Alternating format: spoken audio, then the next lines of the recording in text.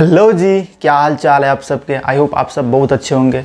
उम्मीद करता हूँ आपकी पढ़ाई भी अच्छी चल रही होगी। वैसे आपका एग्ज़ाम तो बिल्कुल नज़दीक आ ही गया और इसीलिए मैं आपको बिहार बोर्ड कक्षा 10 में जो गणित का ऑब्जेक्टिव है ना, जो बहुत ही इम्पॉर्टेंट क्वेश्चन है, जो पूछा जा सकता है या फिर इसी बेस पर 100% क्वेश्चन आएंगे। हो सकता है इनमें से डाटा चेंज हो जाए, मतलब 21 की जगह पे कुछ 31 लिख दे, 42 लिख दे, कुछ भी ऐसा हो जाए, लेकिन क्वेश्चन तो इसी तरीके से आने वाला है।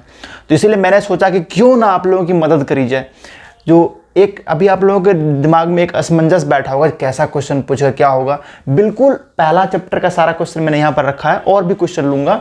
इन्हीं में से कोई टाइप से या तो डिट्टो सेम पूछ लेगा, हो सकता है डिट्टो सेम पूछ ले, या फिर डाटा बदल के कुछ मान बदल के पूछ सकता है। ठीक है, तो अभी जो मैं डिस्कस करूंगा उसमें आपको आंसर तो बताऊंगा ही, साथ में आपको एक तरह से कह लो कि एक शॉर्ट टर्म में तैयारी कैसे कर सकते हो, आप उसको समझ कैसे सकते हो क्वेश्चन को, वो बताऊंगा। मतलब छोटा सा कॉन्सेप्ट बताऊंगा और इतने मजेदार तरीके से बताऊंगा तो आपको समझ में आएगा। तो चलिए शुरू करते हैं। पहला क्वेश्चन है, निम्नलिखित में से कौन यौगिक संख्या है। तो आपके दिमाग में सबसे पहला डाउट, अगर आपको यौगिक पता है तो बहुत अच्छी बात, तो आप आंसर भी निकाल चुके होंगे। अगर नहीं पता है तो ये जान लो पहले, अगर यौगिक और अभाज्य के बेसिस पर देखिए ना, तो संख्याएं दो प्रकार के होते हैं। एक होता है यौगिक संख्या और दूसरा होता है अभाज्य संख्या। ठीक है, तो अभाज्य संख्या वो संख्या है जिनमें खुद और एक के अलावा किसी से भागा लगबे न करेगा। जैसे देखिए 11 में आप या तो एक से तो सब में लग जाते, एक के बारे में चर्चा करना ही बेकार है, एक से तो सब में भागा लग जाएगा।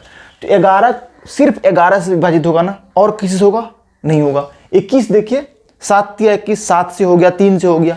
41 पाइए, 41 सिर्फ 41 से विभाजित होगा और किसी से नहीं होगा। और 31 भी सिर्फ 31 से ही होगा। तो जो संख्या एक से और स्वयं से विभाजित होता है ना, उसको कहते हैं अभाज्य।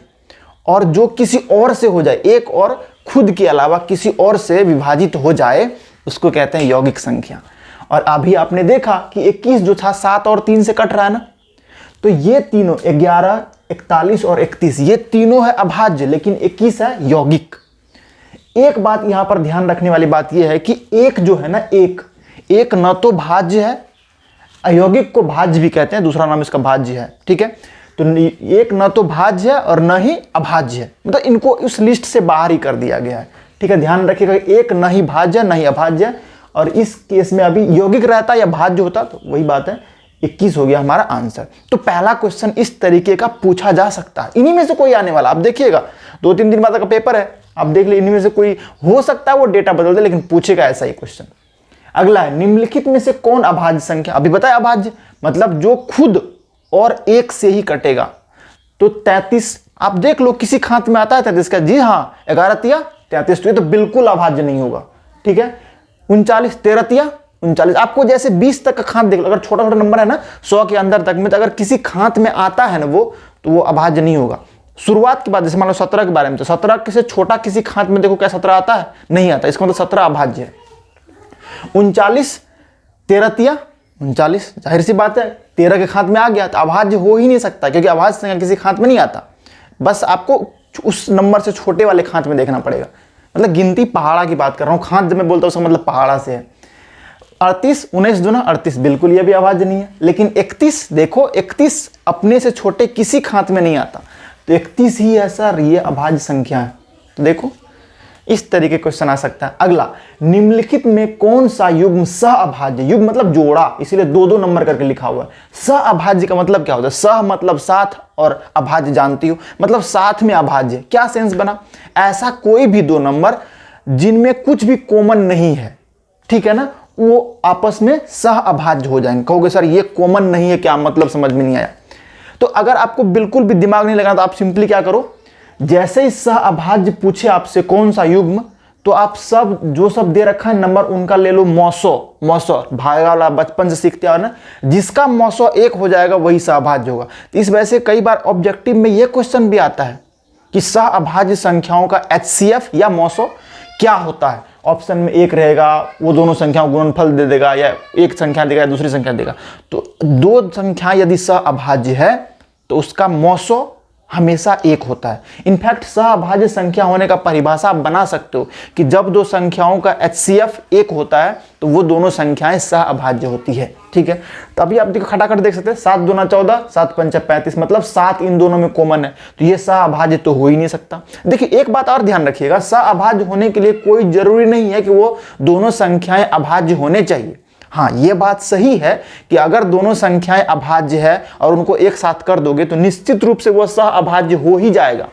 देखिए 14 और 35 में कोई भी अभाज्य नहीं है, लेकिन ये दोनों आपस में सहअभाज्य हैं। आई होप आप समझ गए होंगे। 21 84 बिल्कुल ये है, 7 7 तिया 21, 12 7 84, दोनों में 7 कॉमन है। देखो आपको कि सर आप तो खाद देके फटाफट कहते हो, तो आप भी थोड़ा सोचो ना, नहीं तो सिंपली HCF निकाल लो। HCF अगर एक आ रहा तो सहभाज्य होगा, कुछ और आया तो सहभाज्य नहीं होगा। 13 चौके 52, ये 13 दोनों में है, मतलब इन तीनों में कॉमन है कुछ, लेकिन 18 और 25 में देखो कुछ भी कॉमन नहीं है। ठीक है, आप करके भी देख लो, 18 का अगर अभाज्य गुणनखंड करोगे 2 × 18 यानी 2 × 3 × 3, और 25 का करोगे तो 5 × 5, देखिए इसमें 2 3 है, इसमें 5 है, कुछ कॉमन है ही नहीं, कॉमन नहीं है, मतलब यही है हमारा सहअभाज्य संख्या। ठीक है, आगे बढ़ते हैं। निम्नलिखित में किसका दशमलव प्रसार शांत है? देखिए दशमलव प्रसार शांत तभी हो सकता है जब नीचे में 10 आए, 100 आए, 1000 आए, 10,000, मतलब एक 10 का ही वो पावर चढ़ते रहे, 10, 100, 1000, 10,000, 20,000, 20,000 मतलब आएगा तो उसको आप ऐसा बना सकते हो कि सिर्फ वहां पर 1 पर 0 0 बना हुआ रहे। और 10 का अभाज्य गुणनखंड होता है 2 × 5, मतलब जिस संख्या के नीचे में सिर्फ 2 और 5 रहे तो उसका जब आप दशमलव प्रसार करोगे ना तो वो शांत हो जाएगा। शांत मतलब भागा लगाओगे तो दशमलव वाला भागा मिलकर शेष 0 हो जाएगा। तो देखो 1600 है पहला, दूसरा है 210, नीचे सिर्फ नीचे देखना, ऊपर नहीं देखना। हाँ एक चीज और, अगर कुछ कॉमन है तो कटा भी लेते हैं, तो अभी 15/1600 में कॉमन है, कटाएंगे। 19/210 में कुछ भी कॉमन नहीं है, लेकिन 210 को देखो आप, 210 का 0 भूल जाओ, 21 × 10 है नहीं, 21 7 या 21, मतलब इसमें तो 7 आ गया सर। 210 का जैसे ही आप अभाज्य गुणनखंड करोगे तो उसमें 7 आ जाएगा, 7 तिया 21, हमको 2 और 5 ही चाहिए, तो ये तो बिल्कुल भी इसका दशमलव प्रसार शांत नहीं होगा।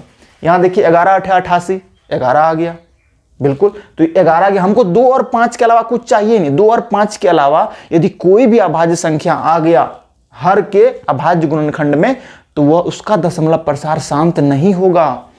75 में 25 तिया 75, यानी 3 आ गया। आगे और कर से देखो, आप पूरा हम करके भी दिखा सकते हैं, लेकिन मैं चाहता हूं कि आप इस पॉइंट अभी आप बिल्कुल एकदम सबसे ज्यादा प्रिपरेशन अभी आप किए होंगे और सबसे ज्यादा चीज आपको याद भी होगा, इस वजह से मैं बोल के समझाने की कोशिश कर रहा हूं।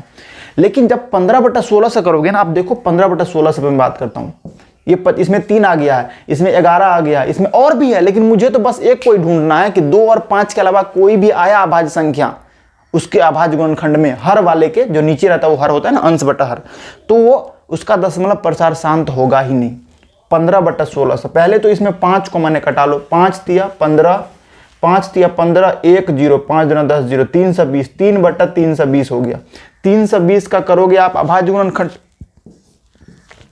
2 एकम 2, 2 छक 12 0, 160, 80, 40, 20, 10, 5, 5 से लगा 1, 2 और 5 के अलावा देखो 2 2 2 2 2 2 5, 2 और 5 के अलावा कुछ आता ही नहीं।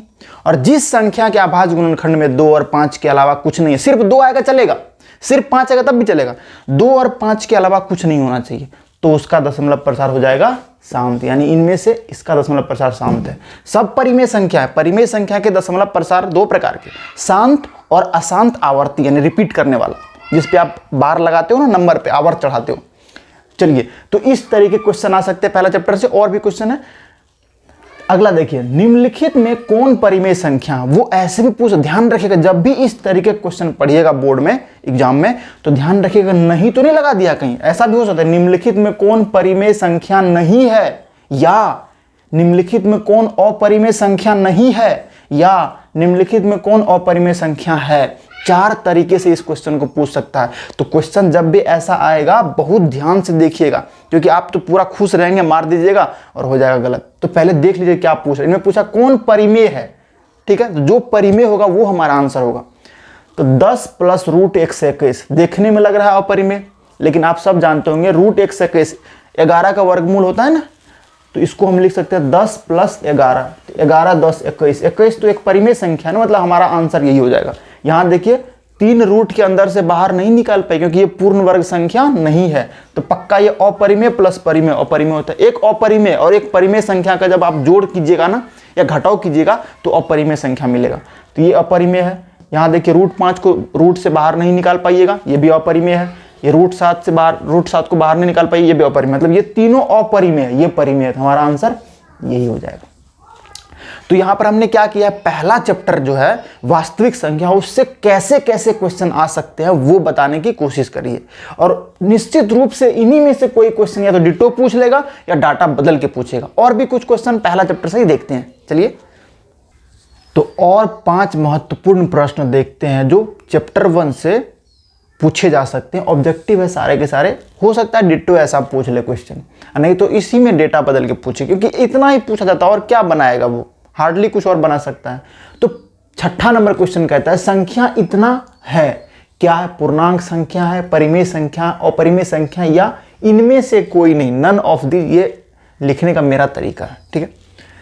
तो देखिए क्या लिखा है, 2.131131111131111113। ध्यान रखिएगा ये जो, और आगे डॉट डॉट भी लिखा हुआ है, ये मत समझिए कि ये अशांत तो है क्योंकि डॉट डॉट डॉट आ गया है, कभी रुका नहीं। लेकिन अशांत में भी 2 प्रकार होते हैं ना, एक तो हो सकता है कि बार बार रिपीट करे या कुछ नया आते रह जाए। तो ध्यान रखिए इनमें बच्चों का सबसे ज़्यादा कंफ्यूजन क्या होता है, उनको लगता है कि 1 3 रिपीट कर रहा, नहीं भैया 1 3 रिपीट नहीं कर रहा, 1 3 1 1 3 1 1 1 3, देख रहे हैं, मतलब किस पर आप बार लगाओगे बताओ।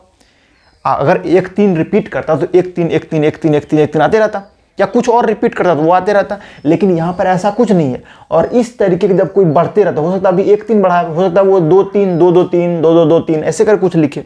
तो नंबर अगर बढ़ते रह जाए, बार बार, एक बार 2 बार आया तो फिर 3 बार आ जाएगा, 4 बार आ जाएगा और खत्म नहीं होगा, तो वो होता हमेशा अपरिमेय संख्या। ये क्या है सर, अपरिमेय संख्या। ये ध्यान रखिएगा, ये दशमलव प्रसार जो है वो अशांत अनावर्ती है, इस पर आप बार नहीं लगा सकते हो, ठीक है, समझ गए। इस तरीके क्वेश्चन पूछ सकता है। अगला क्वेश्चन कैसा पूछ सकता है, यदि 2 संख्याओं का गुणनफल 21 से 66 है और उनका मौसो 19 है तो उनका लौसो होगा। इसका फंडा समझ लीजिए, यदि आपके पास 2 संख्याएं, मान लेता हूं एक संख्या a है दूसरा संख्या b है, ठीक है, तो आप इन दोनों संख्याओं का मौसो निकालोगे जिसको HCF कहते हो, इन दोनों संख्याओं का लौसो निकालोगे जिसको आप LCM कहते हो, और अगर इन दोनों को गुना करोगे ना सर, तो इन दोनों का गुणनफल उतना ही होगा जितना इन दोनों संख्याओं का गुणनफल होगा। मतलब ये दोनों बराबर है, यानी ये दो संख्या के लिए ये बात सही है, ये ध्यान रखिएगा। अगर आपने 2 संख्या कोई भी लिया, उसका मौसो निकाला जिसको HCF कहते हो, उसी का लौसो निकाला जिसको LCM कहते हो, और अगर उन दोनों को आप गुना कर दोगे ना तो वो उन दोनों संख्याओं के गुणनफल के बराबर हो जाएगा। और इसी ट्रिक को लेकर के या फिर इसी कॉन्सेप्ट को लेकर के ये सवाल पूछ दिया गया। 2 संख्या यानी a और b, उसका गुणनफल कितना दिया, 21 से 66, मतलब यहाँ पर यही गुणनफल है ना, वो 21 से 66 दे दिया, ठीक है। और उनका मौसो दे दिया 19, ये HCF मौसो होता है ना, ये 19 दिया और लौसो पूछ रहा है, लौसो यानी LCM, यानी मैं इसको लौसो लिख भी दूं, लौसो पूछ रहा है तो लौसो कैसे निकालोगे, 19 को इधर भेज दोगे, भागा में आ जाएगा, भागा दे दोगे 21 से 66 में 19 से निकल जाएगा, तो आप लिखोगे लौसो बराबर 21 से 66 बट्टा में 19। अब कटा लो, भागा ही दे दो, यहाँ तो ऐसे कटा सकते, यहाँ भी 19 से कम 19 हो गया, 3 6, 19 से कम 19 हो गया, उसके बाद कितना हो जाएगा, 3 6 19 16 17 19 76 है, 76 आ गया ना। तो अच्छा एक काम करते हैं, भागा दे देते, थोड़ा सा यहाँ पर गड़बड़ होने की संभावना है। 19 से कम 19, 11 में से, अच्छा 2 ही बचेगा, हमने वहाँ पर मिस्टेक कर दी, इस वजह से गलती हुआ, सॉरी, एक में से कट गया, 6 हुआ, 19 से कम 19 फिर से हुआ, 16 में से 9 गया 7, ये कट गया, 7 6 19 चौके 76, 1 से 14 कितना हो गया, 1 से 14 हो गया। तो 1 से 14 आपका क्या हो जाएगा, लौसो। लौसो कौन सा ऑप्शन 1 से 14 है, ये ऑप्शन नंबर सी, ठीक है। यहां से एक बात और ध्यान रखिएगा, लौसो जो होता है ना वो मौसो का ही एक कह सकते हो आप, गुना करने पर, किसी संख्या से गुना करने पर आपको आ जाएगा मौसो। जैसे देखो 19 छाके 114 है ना, तो इसमें डर इस बात का भी 19 38 19 57, इसलिए हमने पहले उस ट्रिक को नहीं बता करके आपको आंसर बताया, क्योंकि ऐसा होता ना कि ये सब अगर 19 से नहीं कटता ना, ये सब तो हमारा आंसर ये हो जाता है। लेकिन ये भी 19 से कट रहा है, ये भी कट रहा है, इसलिए निकालना पड़ गया। और यहाँ से आप साथ में साथ एक कॉन्सेप्ट भी आपने देख लिया। ठीक है, अगला क्वेश्चन कैसा पूछा जा सकता है, यदि ए जो एक संख्या दे दिया वो ए नहीं भी लिख सकता है, वो ए की जगह पे कोई वो संख्या दे सकता है, मतलब इनको गुना करने पर जितना होगा ना वो संख्या लिख सकता है वो। तो अभी नहीं किया है। और बी ये लिखा है, तो ए और बी का लॉसअ पूछ रहा है। देखिए अभी तो उन्होंने गुणनखंड, उन्होंने अभाज्य गुणनखंड उन्होंने खुद ही कर दिया ना। कई बार ऐसा भी होता है कि अभाज्य गुणनखंड खुद नहीं करता, कह दिया कि 25 और 35 का लॉसअ निकालिए, तो हम निकालते हैं उसको। और इस तरीके से नहीं निकालते जो आप बचपन में सीखे हो, आप यहाँ पर अभाज्य गुणनखंड विधि के द्वारा निकालते हो। तो क्या करते हैं, अभाज्य गुणनखंड करने के बाद क्या देखते हैं, जो कॉमन होता है ना उसका बड़ा पावर लेते हैं, जो कॉमन नहीं होता उसको पूरा पूरा उठा लेते हैं। देखिए 2 इसमें भी है, इसमें भी है, तो अगर हमको लॉसअ निकालना है, ये लॉसअ निकालने का तकनीक है, ट्रिक है। 2 की पावर 4, 2 की पावर 3, तो बड़ा पावर 2 की पावर 4 ये है ना, तो 2 की पावर 4 लेना है आपको। फिर आगे बढ़िए और गुना करते जाएंगे। फिर 3 देखिए, 3 कहीं पर है नहीं है, तो 3 पूरा का पूरा उठा लीजिए। अगर मान लीजिए यहाँ पर 3 के पावर 5 होता और कहीं नहीं होता तो हम पूरा 3 के पावर 5 उठा के लेते लॉसअ के लिए।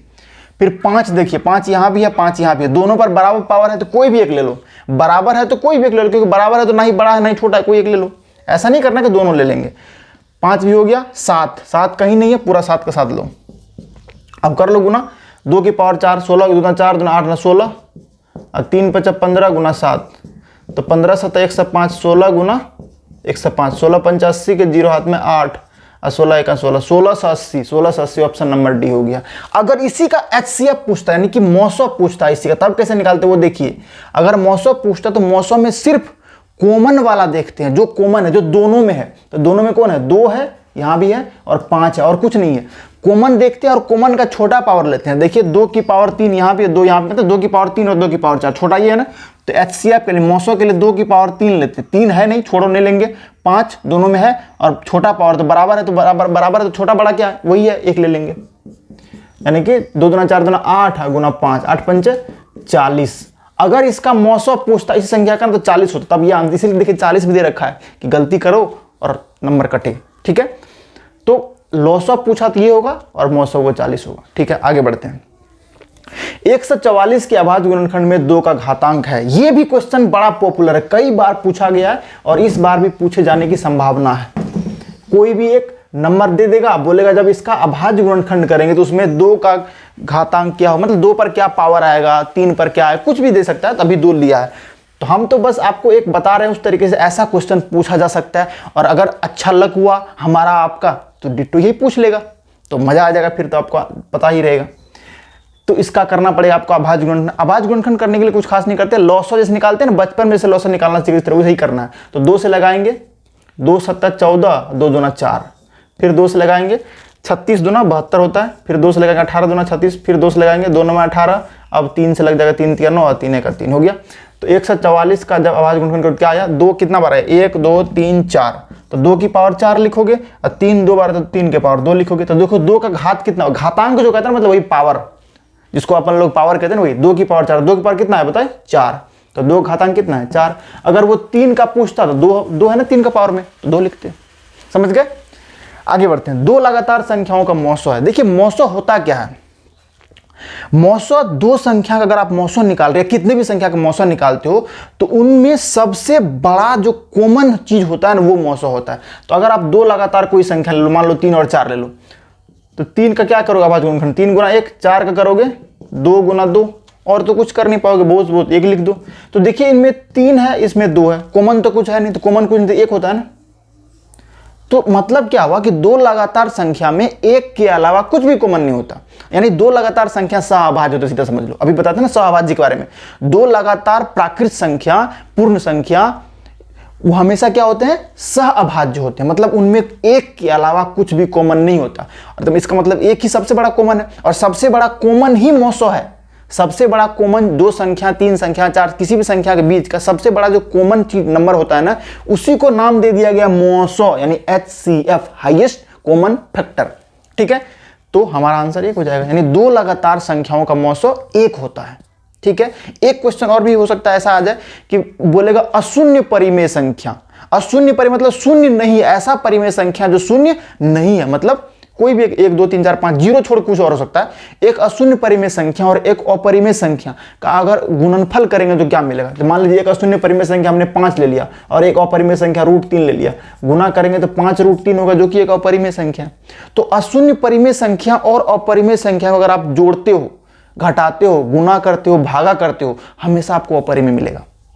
लेकिन अगर बोल देगा कि एक परिमेय संख्या और एक अपरिमेय संख्या का गुणनफल कुछ भी हो सकता है, परिमेय भी हो सकता है, अपरिमेय भी। क्यों? क्योंकि उसमें जीरो नहीं, जीरो आ जाएगा ना। अगर वो सिर्फ परिमेय बोल रहा था, जीरो आ गया ना। और जीरो को अगर मान लो आप √3 के साथ गुना कर दोगे तो जीरो हो गया, परिमेय हो गया। ये बात ध्यान रखिएगा। तो अशून्य, उसलिए क्वेश्चन पूछता भी तो अशून्य लगा देता है पहले ही, क्योंकि उसको उतना मुश्किल नहीं करना आप लोगों के लिए। तो ये था पहला चैप्टर का। इन्हीं में से कोई क्वेश्चन आ सकता है। मेरे ख्याल से आप इंजॉय भी किए होंगे और समझे भी होंगे। इसी तरीके से मैं दूसरा चैप्टर का भी लेके जल्दी आऊंगा। ठीक है, तो मन से पढ़ते रहिए। Thank you.